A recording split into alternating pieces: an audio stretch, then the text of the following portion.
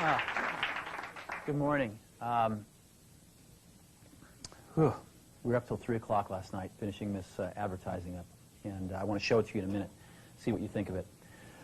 I've been back about 8 to 10 weeks, and we've been working really hard. And what we're trying to do is not something really highfalutin. We're trying to get back to the basics. We're trying to get back to the basics of great products, great marketing, and great distribution. And I think that Apple has pockets of greatness, but in some ways has drifted away from doing the basics really well. So we started with the product line. We looked at the product roadmap going out for a few years, and we said a lot of this doesn't make sense. And it's way too much stuff, and there's not enough focus. And so we actually got rid of 70% of the stuff on the product roadmap. I mean, I couldn't even figure out the damn product line after a few weeks. I kept saying, well, what is this model? How does this fit? And I started talking to customers, and they couldn't figure it out either. And so you're going to see the product line get much simpler, and you're going to see the product line get much better. And there's some new stuff coming out that's incredibly nice. In addition, we've been able to focus a lot more on the 30% of the gems and add some new stuff in that is going to take us in some whole new directions. So we are incredibly excited about the products. And I think we're really thinking differently about the kinds of products we have to build.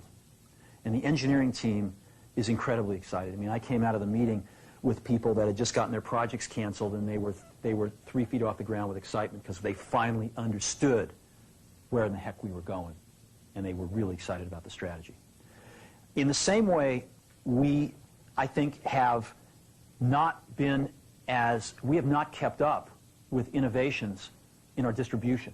Well, I'll give you an example. I'm sure it was talked about this morning, but we've got anywhere from 2 to 3 months of inventory in our manufacturing supplier pipeline and about an equal amount in our distribution channel pipeline. So we're having to make guesses 4, 5, 6 months in advance about what the customer wants.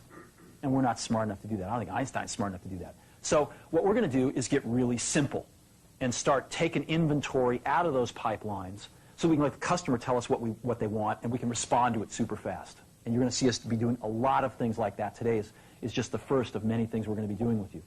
So we're going to be not only, I think, catching up to where the best of the best are in distribution, but we're going to actually be innovating and be breaking some new ground, I think, in the coming several months. And I'm pretty excited about that as well in the distribution manufacturing side of things.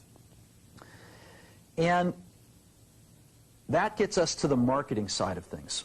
To me, marketing's about values. This is a very complicated world. It's a very noisy world. And we're not going to get a chance to get people to remember much about us. No company is. And so we have to be really clear on what we want them to know about us. Now, Apple, fortunately, is one of the half a dozen best brands in the whole world. Right up there with Nike, Disney, Coke, Sony. It is one of the greats of the greats, not just in this country, but all around the globe. But even a great brand needs investment and caring if it's going to retain its relevance and vitality. And the Apple brand has clearly suffered from neglect in this area in the last few years. And we need to bring it back. The way to do that is not to talk about speeds and feeds. It's not to talk about MIPS and megahertz. It's not to talk about why we're better than Windows. The dairy industry tried for 20 years to convince you that milk was good for you. It's a lie, but they tried anyway. And the sales were going like this. And then they tried Got Milk, and the sales have gone like this. Got Milk doesn't even talk about the product. Matter of fact, it focuses on the absence of the product. But the best example of all, and one of the greatest jobs of marketing the universe has ever seen is Nike. Remember, Nike sells a commodity. They sell shoes. And yet, when you think of Nike, you feel something different than a shoe company. in their ads, as you know, they don't ever talk about the products. They don't ever tell you about their air soles and why they're better than Reebok's air soles. What does Nike do in their advertising? They honor great athletes and they honor great athletics. That's who they are. That's what they are about. Apple spends a fortune on advertising. You'd never know it. You'd never know it. So when I got here, Apple just fired their agency. They were doing a competition with 23 agencies that, 4 years from now would have picked one. And we blew that up, and we hired Chiat+, the ad agency that I was fortunate enough to work with years ago. We created some award-winning work, including the commercial voted the best ad ever made in 1984 by advertising professionals. And we started working about 8 weeks ago. And the question we asked was, our customers want to know who is Apple and what is it that we stand for? Where do we fit in this world? And what we're about isn't making boxes for people to get their jobs done, although we do that well. We do that better than almost anybody in some cases. But Apple's about something more than that. Apple, at the core, its core value, is that we believe that people with passion can change the world for the better. That's what we believe. And we've had the opportunity to work with people like that. We've had an opportunity to work with people like you, with software developers, with customers who have done it in some big and some small ways. And we believe that in this world. People can change it for the better. And that those people that are crazy enough to think they can change the world are the ones that actually do.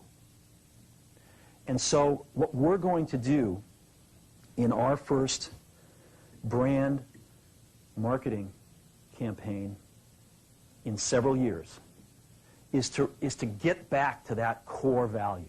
A lot of things have changed. The market's a totally different place than it was a decade ago. And Apple's totally different, and Apple's place in it is totally different. And believe me, the products and the distribution strategy and the manufacturing are totally different, and we understand that. But values and core values, those things shouldn't change. The things that Apple believed in at its core are the same things that Apple really stands for today. And so we wanted to find a way to communicate this. And what we have is something that I am very moved by. It honors those people who have changed the world. Some of them are living, some of them are not. But the ones that aren't, as you'll see, you know that if they'd ever used a computer, it would have been a Mac. And the theme of the campaign is Think Different. It's the people, honoring the people who think different and who move this world forward. And it is what we are about. It touches the soul of this company. So I'm going to go ahead and roll it, and I hope that you feel the same way about it I do. So that puts it out there. That puts us out there saying, this is who we are. This is what we stand for. I don't know, do you like it? Yeah. Good. I know that some people will criticize us for, not talking about all those things about why we have better plug and play. But we've got to let people know who Apple is and why it's still relevant in this world. And I think this will do a pretty good job.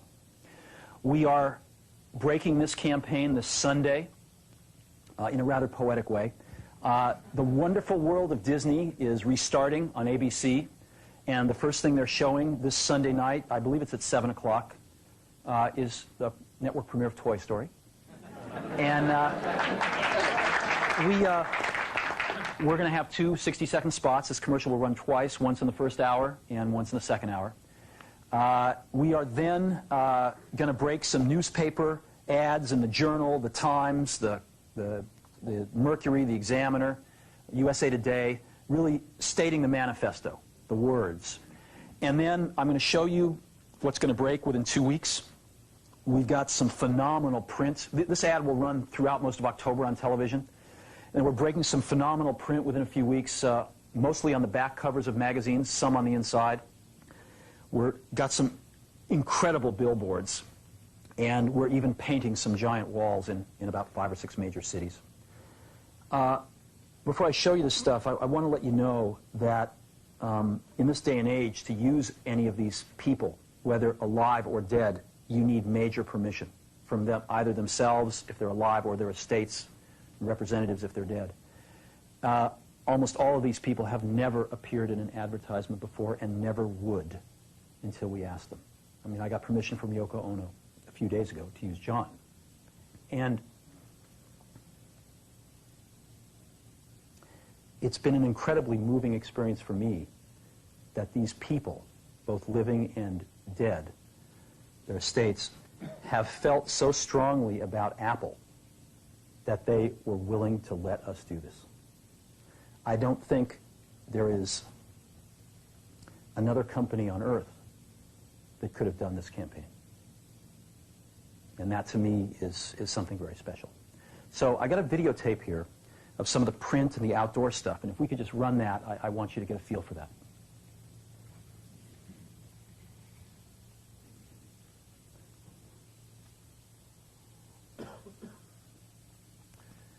This is an example of a print ad you might see on the back of a magazine.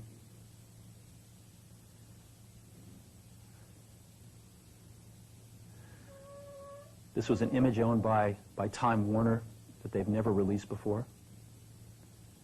Martha Graham.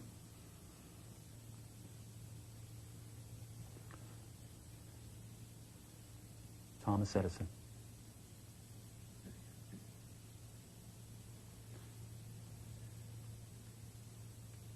Alfred Hitchcock. You can't see it on the video, but these images are just stunning. Look at this. Outdoor Muhammad Ali.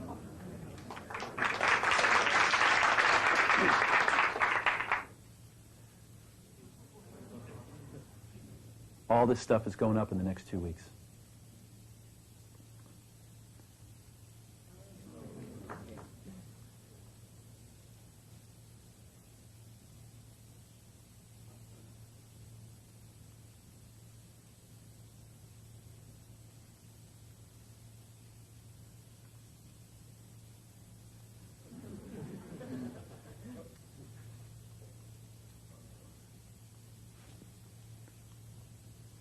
You know who that is?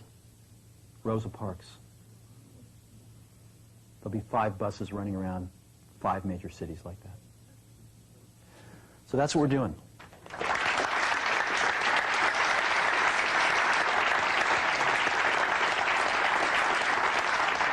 And we've been working pretty hard to wrap this up the last few days and nights, but it's the best work I've seen in an awful long time. I think it's the best work Apple's ever done.